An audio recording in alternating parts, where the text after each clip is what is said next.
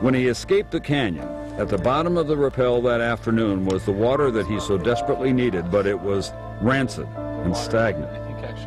Floating in it, a dead raven.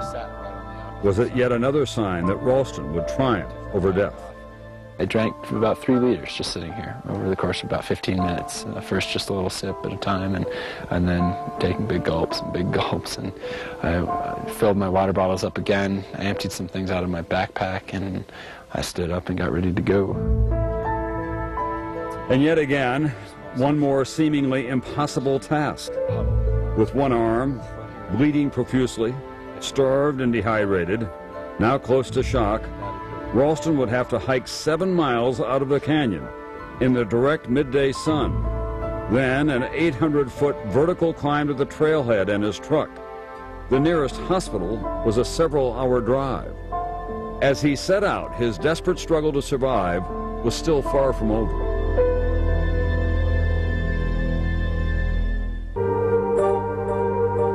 As Arron Ralston summoned his strength to the 7-mile hike that lay ahead, rescuers were converging near his truck at the Horseshoe Canyon trailhead. I honestly thought to myself that we was actually on a recovery more than a rescue because of the amount of time that had passed.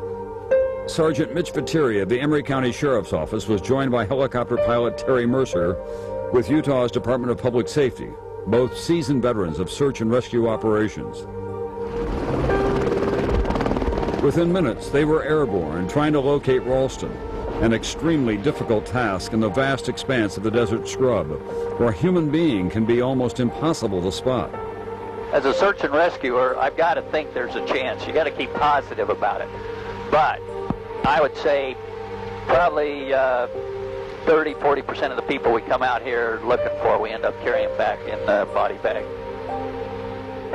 Miles away on the other side of the canyon, Ralston labored to make his way across the loose sand, the afternoon sun sapping his strength. I was losing blood. I hadn't slept. I was fatigued.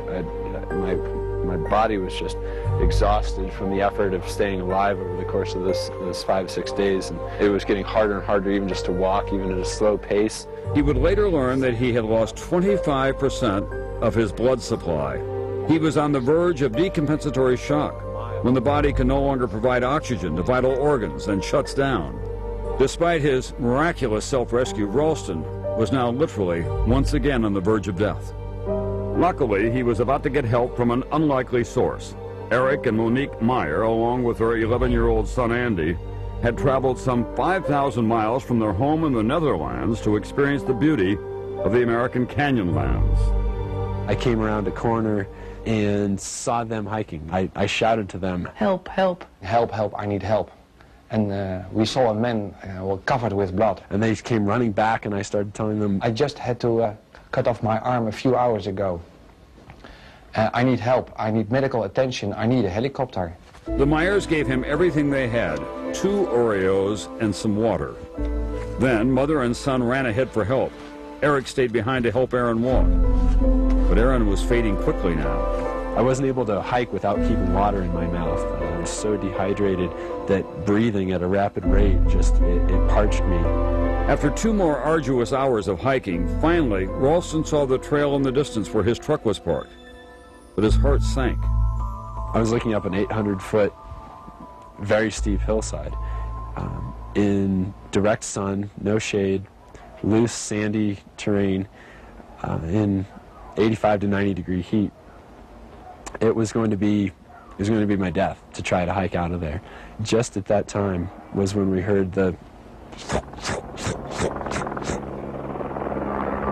and the helicopter appeared, coming up the canyon, and it was deliverance. It was hallelujah. Yeah, it was every cliche I could think of. And it was the cavalry coming, and it was an angel from heaven, and it was my life. And I knew when I saw it, I'd made it. Mercer and Viteri, having searched unsuccessfully for hours now, were preparing to turn around to refuel when suddenly they saw movement on the ground.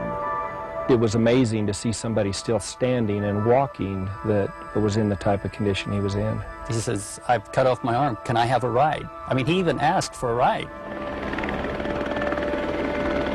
Within a few seconds, the engines were full speed, rotors are going full blast, and we start lifting up off the ground, and then the horizon. All of a sudden, we come out of the canyon, and I can see further than the lip of the canyon for the first time in 6 days, and it was my final re-entry to my life, to the salvation that I needed. In Denver, Donna Ralston got the call that she had been praying for. It was like everything drained out of me, and it was complete relief and thankfulness that he had been found. He was rushed to the hospital in Grand Junction, Colorado, where he underwent surgery on his arm.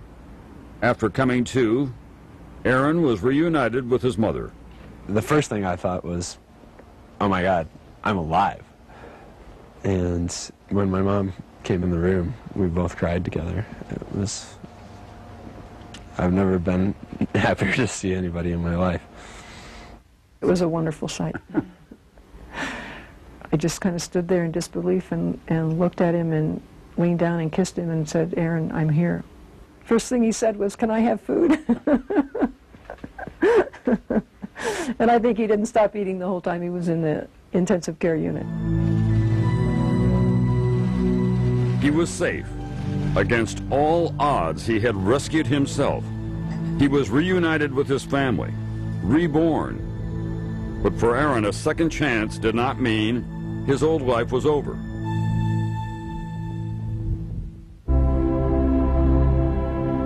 Arron Ralston's story stunned the world. It was front-page news around the globe. I remember when the news hit. I had an email from my daughter, who's an emergency room doctor and a climber, and had one word, "Oh my God," she said. I think that was the reaction of everyone everywhere. But for you, it was about so much more than that. It was, as you said, a rebirth, a spiritual experience.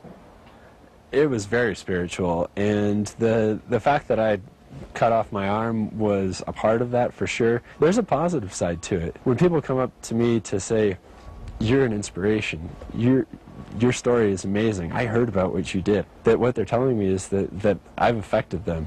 I've done something that helped them in some way. But his recovery was far from easy. There was serious damage to the bones and tissue in his arm. There were 5 surgeries, a life-threatening bone infection. He required intravenous antibiotics for months.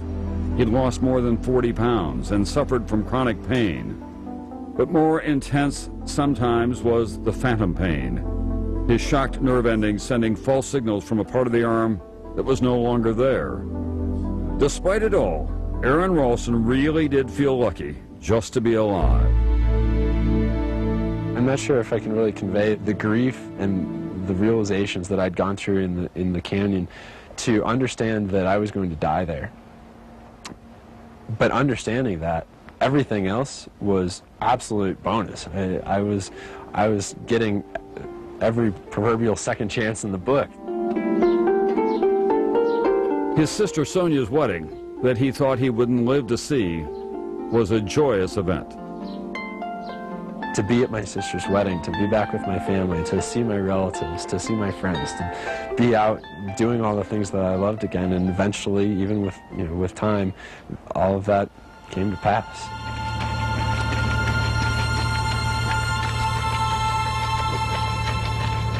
For any amputee, learning to adjust to life with a prosthesis is a struggle. Getting dressed and tying a shoe with one hand, the left hand no less. For Ralston, well, it's slightly more complicated than that. His everyday tasks range from scaling a 200-foot ice gorge to competing in a multi-sport adventure race, pursuits that he tackled with characteristic intensity the moment he was able to.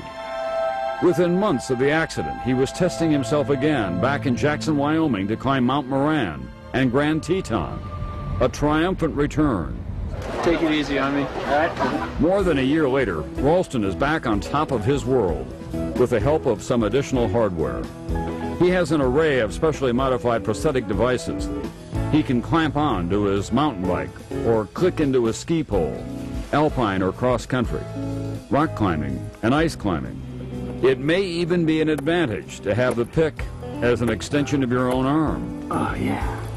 So far, no more close calls for Arron Ralston, but eventually will he find himself in a situation again where his life is at stake? Of that, there seems to be no doubt. You've had enough epics for a while. I think that would be a fair assessment. Adventurers call them epics, a battle of wills between man and nature, when man lives to tell the tale. One hopes this epic will be his last.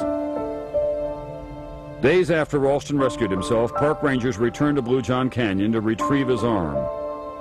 It took 13 men, a winch, and a hydraulic jack to pry what was left of his arm from under that rock. It was cremated. He carried the ashes with him in a box on our journey back to Blue-John. Before leaving, Arron asked for a moment to be alone, to scatter his ashes back where he says they belong. He rubbed out the final epitaph that he'd carved into the canyon walls. He is finally at peace with what happened here. As he says, he is reborn. There is another reason Arron picked this day for our return to the canyon. It was the 6-month anniversary of his accident, but also his birthday, his 28th. But really, he says, his first.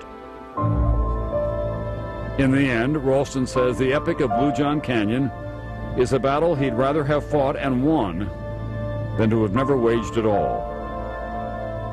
When you're in that canyon, your arm trapped by the boulder, you were facing death every day. It was the worst ordeal of your life, but in some ways, it's the richest experience of your life because of how it's changed everything. My perspective certainly changed among those things. The appreciation I have for my life now, for my friends, my family, the experiences I get to enjoy. Getting back out and climbing these things, I appreciate them, and they feel so much richer to me now. And I think that for that, I wouldn't trade the experience I had in that canyon for anything. It was 6 days that has shaped and will shape the rest of my life. And that life still includes a full schedule of climbing. Arron Ralston remains committed to solo climbing all of Colorado's 14,000-foot peaks in the winter. So far, he's conquered 47 out of his list of 59. But he's not spending all of his time climbing. As we mentioned, Ralston has written a book about his experience. To read an excerpt of Between a Rock and a Hard Place, log on to our website. The address is msnbc.com. I'm Tom Brokaw. Good night.